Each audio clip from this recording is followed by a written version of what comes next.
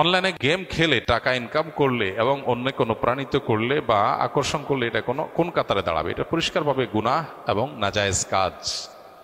প্রথমত এমনিতেই গেম খেলা জায়েজ কাজ না, সময়ের অপচয়, এবং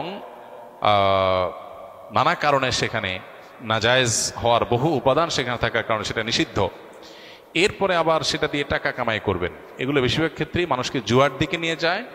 আর সবচেয়ে বড় কথা হলো এটা টাকা কামাইয়ের শরঈ কোনো উপায় বা পদ্ধতি না।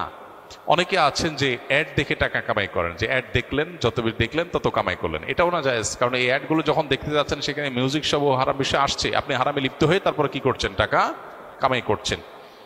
এবং এই সমস্ত গেমস ইত্যাদি থেকে টাকা উপার্জন করার এই পথ অবলম্বন করে একটা সময় দেখা যায় অনলাইন জুয়াতে আসক্ত হয়ে যায়। আজকাল অনলাইন জুয়া এটা ঘরে ঘরে জনে জনে হয়ে গেছে। এখন দেখা যায় বিভিন্ন স্পোর্টস চ্যানেলে, বিভিন্ন সাধারণ টিভি চ্যানেলে, বিভিন্ন প্রচারণায়, খেলোয়াড়দের জার্সিতে, বিভিন্ন কিছুতে দেখা যায় যে অনলাইন জুয়ার অ্যাডভার্টাইজ অহরহ, যেটা আমাদের দেশে প্রচলিত আইনেও নিষেধ, ধর্মীয়ভাবেও যেটা হারাম। সেই জিনিসটা এটাকে খুব নর্মাল করে ফেলা হয়েছে, যেন দেখার কেউ নেই।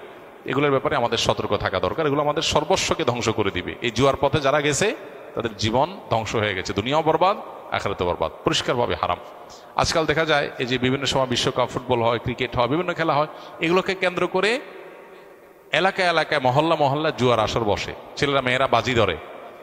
এই যে বাজি, এই যে জুয়া, এগুলো পরিষ্কারভাবে হারাম।